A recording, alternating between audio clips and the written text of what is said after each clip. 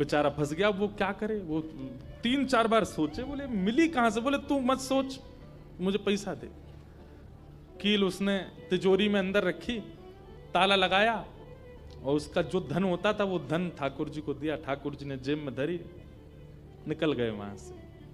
ब्राह्मण ने अपनी भुजा ऊपर करी, बोले इसको बताता हूं, ये बहुत दानवीर बनती है अपने मन में। मैंने इसको बोला था 1 कील पहने, वो तो बहुत अच्छी कृपा मुझ पर ठाकुर जी की, जो मैंने इसके सारे गहने उतरवा दिए, नहीं तो सब दान कर देती।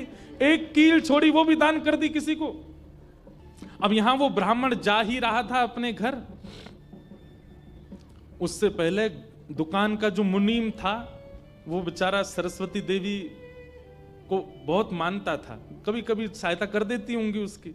वो सेठ जी से, इनसे ब्राह्मण देवता से पहले ही दौड़ के गया और जाके बोला मैया आज बचो आप। बोले क्यों, आपने कोई कील दी थी किसी को? बोले हाँ दी तो थी, एक ब्राह्मण के ब्याह के लिए दे दी थी। क्या हो गया? उसने जाके वो आपके पतिदेव को ही दिया और बदले में ले गया पैसा। सरस्वती देवी हाय नाथ अब नहीं बचूंगी, वो तो बहुत डांटेंगे। बोले वो आ रहे हैं, दुकान बंद कर दी उन्होंने, वो सीधे धोती चढ़ाए ऊपर चले आ रहे हैं सीधे, आप बचो। सरस्वती देवी बोली कहां जाऊं? हे पांडुरंगा, हे विठलनाथ, हे मेरे प्राणनाथ, मेरी रक्षा करो। ये कैसा नियम आपने, मेरे आज जीवन में पहली बार तो कुछ दान किया, वो भी एक ब्राह्मण बेचारा अपनी हत्या करने पर तुला था तो मैंने किया। ये कैसा आपने खेल किया ठाकुर जी, कैसे भी मेरे पति को रोको।